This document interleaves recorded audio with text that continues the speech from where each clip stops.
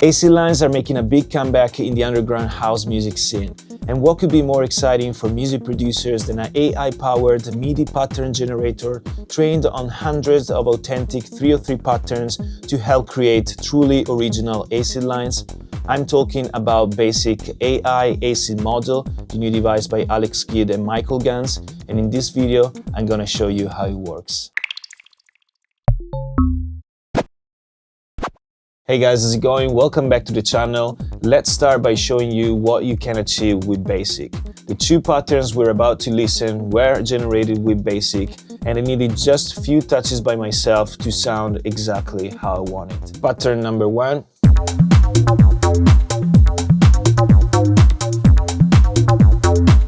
And number 2.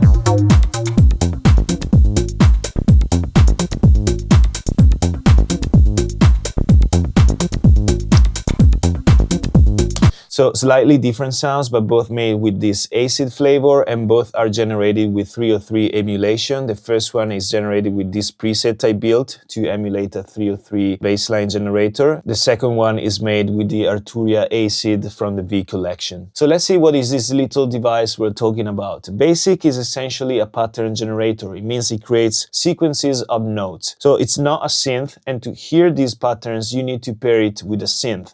Since we're talking about 303 style patterns, Bassik really shines when paired with TB303 emulations, like the ones I've showed you in the examples. The beauty of Bassik acid model is that it has been trained to generate patterns with the classic characteristic of a 303 bassline. Overlapping notes that glide between pitches, notes that spread across different octaves, and alternation of shorter and longer notes. So let's have a look at how this device works. I'm gonna load an empty MIDI track, go to Max for Live, MIDI effect, Bassik. Then I load my 303 emulation preset. If you guys want to receive this preset for free, you can subscribe to my newsletter through the link in the description of the video. So Bassik AI is very simple. There are not a lot of controls, as you can see. You can see we have control on the scale. So here we set the root note.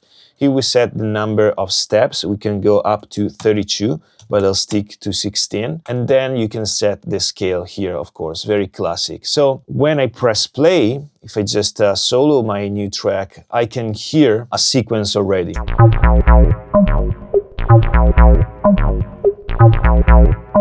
Let's suppose I like this sequence. What I need to do, this is the coolest thing they implemented on this device, because every time we had a sequence we like in other sequencers, we needed to record it on another MIDI track. In this one, you can automatically create a clip. So I press here, and here we have the clip with the sequence we just heard. But at this point, I can try other options, generate new patterns. So to do that, you just press on this little face or on the image, wherever you want, and you will see the pattern will change.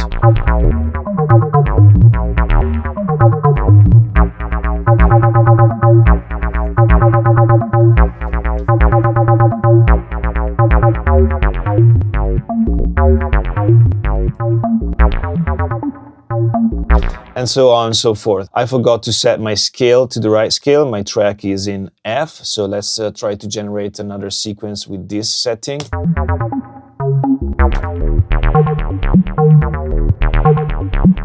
I like this, so I'll press make clip. Let's see another few ones.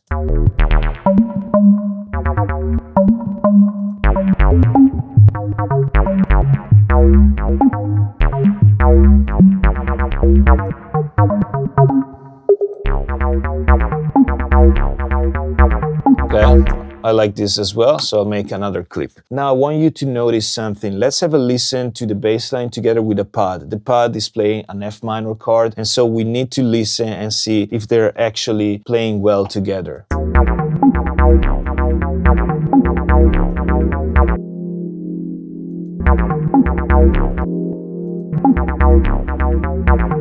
So there's something off. It doesn't seem they are in the right scale, but why I set F minor as my scale on the sequencer? So this is something that I always remind everybody when they are using sequencers. Even if you set the scale, the device might generate notes that fit with the scale without ever playing the root note. This can result in a sequence that sometimes feels unstable, or in other cases that even feel out of scale due to the way those notes are arranged. So let's have a look at our sequence. We can see that all of the notes that are played are in the scale because I activated the scale here and they are placed in the right position. But you can see that F1 or F0, which are my root notes, they are never played in the sequence. So here's my advice. If you use a sequencer to generate a bass line, make sure that sometime the root note is played. It's a very easy fix. You just need to take some of the notes and bring them up or down to the root note. If the line you generated is not your main bass line, but is a secondary line, in that case,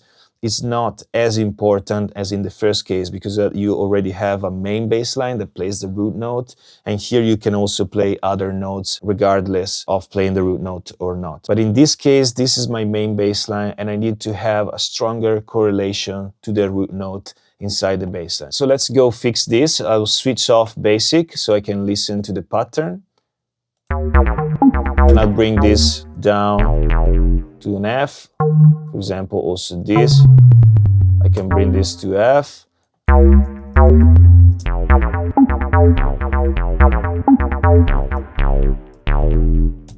And maybe this as well.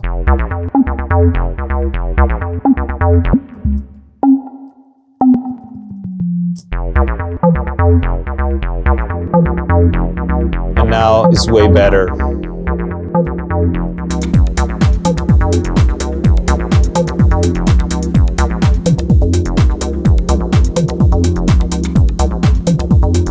And now we have a much stronger pattern. So it's just a very simple tweak. As you could see, I've left the note in the exact space they were before. I just transposed them up or down. So still, Bassik is giving me inspiration for a pattern. It's just a matter of changing some of the notes. Of course, you can't pretend to have something that is already perfect out of the machine. Sometimes you need tweaks, otherwise it would be too easy. I just want to try another couple of examples. In this case, I'll move to the other sound I have here, so acid. So let's switch on Bassik and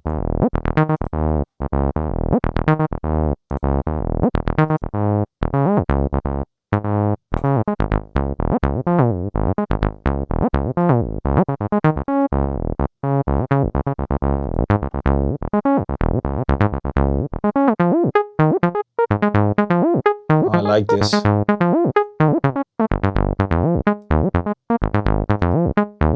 So let's generate the clip. Let's see if it's, in this case, again, fitting with the scale. In this case, it's fitting. So, and if we go and have a look, you see we have F in a kind of strong, in a strong position. Okay, if we want something a bit stronger, we could just set these two ones to the F, again, the lower one, and so it's even stronger, but it was already sounding good. So in this case, the tweak was very easy. Now, at this point, you could say, okay, I like this, but I still want, also to change some of the notes and maybe change also the length, because again, we're just using Bassik AI as a tool and not as a final solution. So maybe we can do some tweaks like this. Oh, wow. Now we go back to the sound. Also, the sound is very important. The preset you're using or the patch you're using, it makes a lot of difference, So let's try to. Wow. I like it. Let's check with everything else.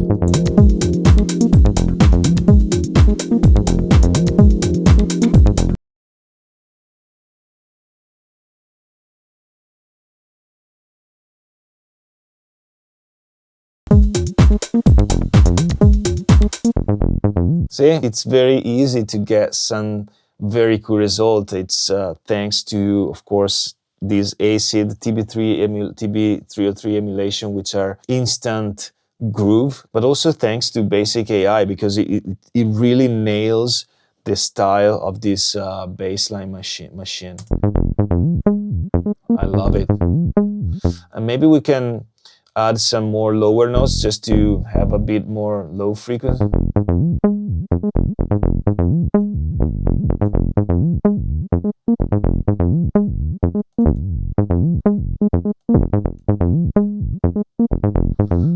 And also this Acid by Arturia has the bass boost if you want more lows.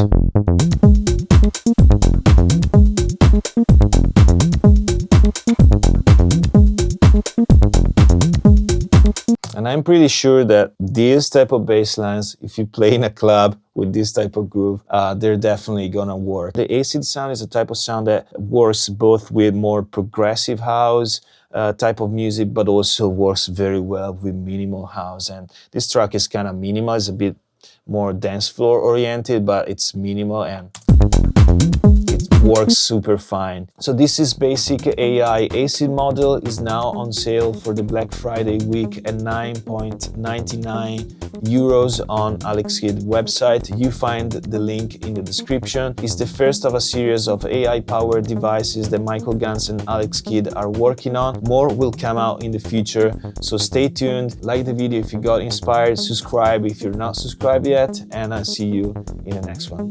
Ciao.